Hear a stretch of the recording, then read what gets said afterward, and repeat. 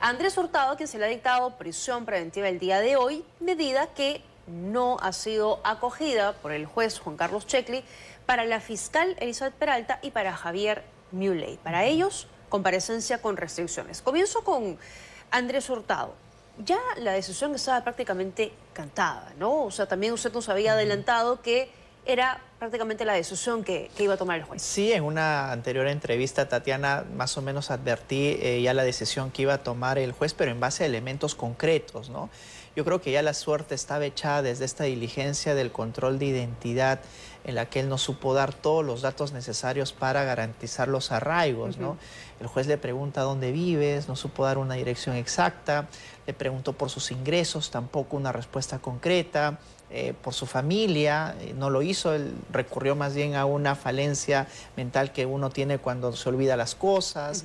Entonces yo creo que eso fue determinante porque él estaba ante el juez y era el momento para poder sostener de manera firme que él sí iba a someterse a las investigaciones y que todos los arraigos, desde el domiciliario, familiar o el laboral, estaban ahí concretamente demostrados. Además de que ese comportamiento errático se demostró cuando él se despidió de su programa, recordarás, un sábado, dijo, me voy 2 o 3 semanas, y la fiscalía dijo, te vas, pues entonces eso también es un peligro porque estás intentando sustraerte y ya no, de la persecución pública y ya no tienes el arraigo. Y eso se discutió incluso también en la audiencia, ¿no? Sí. Cuestionando si él tenía un contrato o no con el canal televisivo, pero luego el juez desechó esta posibilidad y dijo que aún eso no garantizaba el sometimiento a la investigación. Incluso cuando luego además ha presentado que tenía otro trabajo con una nueva empresa que además sí, dijo que ya no hay nada. Y es una polémica que también surgió después, ¿no? Porque ya no fue solamente invocada en las empresas que inicialmente él había sustentado, sino en otra posterior que el juez también lo ha valorado de manera negativa, ¿no? Es decir, yo creo que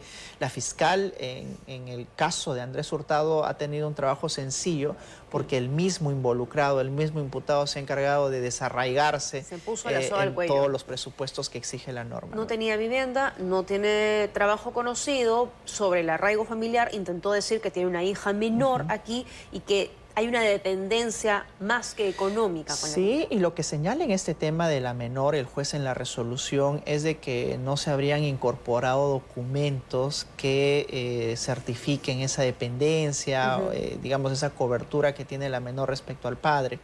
Entiendo que luego el propio abogado salió a señalar de que sí habían aportado los documentos. Bueno, ya será ahora motivo de discusión en una segunda instancia. Sí. Pero al menos lo que señaló el juez es de que no se había acreditado lo suficiente que la menor sea dependiente del padre, ¿no? Bueno, va a haber apelación, ya lo adelantó Elio Riera, su abogado, no la va a tener fácil, porque el mismo Andrés Hurtado, como bien decía, ha complicado su propia situación, pero bueno, ahí se verá la pericia del abogado. ¿Qué pasó con la fiscal Elizabeth Peralta? ¿Por qué a ella comparecencia con restricciones? Yo creo que este es el caso más polémico, porque hay que recordar que cada uno de los casos tiene que valorarse de manera muy individual. En el caso de Andrés Hurtado ya lo hemos comentado, pero en el caso de Elizabeth Peralta hay circunstancias que surgieron posterior a una primigenia decisión que tomó este juez. Recordemos de que inicialmente se había solicitado una detención preliminar en contra de Andrés Hurtado y también en contra de la fiscal Elizabeth Peralta, pero el juez desestimó esta detención preliminar. Posteriormente surgió, por ejemplo, esta diligencia de allanamiento al domicilio de la fiscal, en el cual la fiscalía, y ahí está en actas, ¿no?, señaló de que no supo dar datos reales acerca del paradero de su celular, ¿no?, de que primero dijo que era su hija quien tenía el celular, luego que se le había caído y finalmente no aportó el celular. Y otros temas como, por ejemplo, el borrar el registro de historias de su WhatsApp, ¿no?, de su aplicativo, ¿no?, y las anotaciones que se le encontró. Lo que dijo el juez, porque esto lo tomó la fiscalía, lo interpretó como un peligro de obstrucción a la justicia, es de que en el primer caso, pues que ella no está obligada, digamos, a brindar la información de su celular, ella no tiene por qué dárselo. Y, claro, hay también jurisprudencia que ampara esta versión y esta decisión a la que ha arribado el juez. Y en segundo lugar, el tema de, digamos, el hecho de tener un registro o un mensaje en el cual se tiene que borrar el historial, no significa que recurriendo a las tecnologías actuales pueda recuperarse esa información. Eso es lo que dice el juez, ¿no? Eso es lo que dice, se puede recuperar. De manera expresa lo sostiene en la decisión. Y además hay otro tema, ¿no? El que se le encontró una maleta con ropa suya y una unas zapatillas que implicaban eventual huida del lugar. Eso fue lo que postuló la Fiscalía, y la versión que llevó la defensa fue de que en rigor ella estaba preparada ante el temor de que eventualmente ella sea detenida y sea llevada a una carceleta o a otro lugar, y pues eso motivó a que aliste de esa manera sus pertenencias. El juez tomó esta versión de la defensa y es por eso digo que la tiene un poco complicada, al menos en la segunda instancia, porque estos peligros de obstrucción yo creo que en otros casos se han dado y también se han cumplido con imponer las prisiones preventivas. Claro. En este caso no ha sido así, esto se va a discutir en una segunda instancia.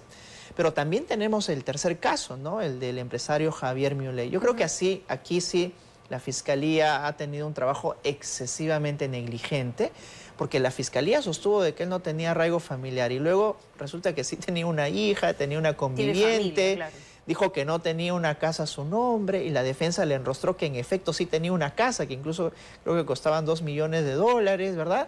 Y en tercer lugar, que esta es la cereza del pastel, Tatiana, la Fiscalía sostuvo de que Javier Milei no tenía arraigo y que se peligraba, digamos, su sometimiento a la justicia porque habría intentado fugar a México a través de la Embajada de México. Dijo, se dirigieron con su familia a la Embajada de México. ¿Y sabes qué?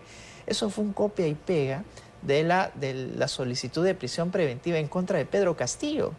Entonces, uno no puede realizar un pedido de prisión preventiva, una medida tan seria, es privar de la libertad a una persona, recurriendo no solamente a información falsa, errada, sino además copiando y pegando una resolución que pertenece a otro caso y a otra persona.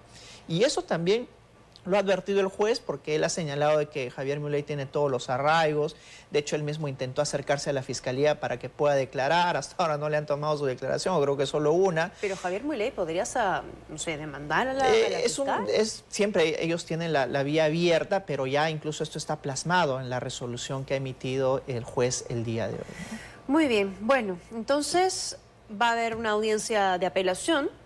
Eso es a la brevedad, me imagino, para el caso de Andrés Hurtado. Yo creo que esto sí va a avanzar relativamente rápido porque tenemos un detenido, ¿no? Ya. Si es que no estuviera detenido Andrés Hurtado, yo creo que podría tomar algún tiempo hasta que esto se ventile en una segunda instancia, que va a ser la Corte Suprema, quien finalmente va a tener que decir, o bien ratifica la decisión a la que ha arribado el juez Juan Carlos Checkley, o bien en su defecto también puede revocar algunas decisiones, como por ejemplo el de la fiscal Elizabeth Peralta, y señalar de que en efecto aquí sí concurre, quizás no un peligro de fuga, pero sí un peligro de obstrucción a la justicia, y luego revocar la decisión a la que ha arribado el juez. De acuerdo, Juan porque Carlos como Checkley. decía, en otros casos hemos visto situaciones similares y sí se ha acogido una medida tan gravosa como la de prisión preventiva.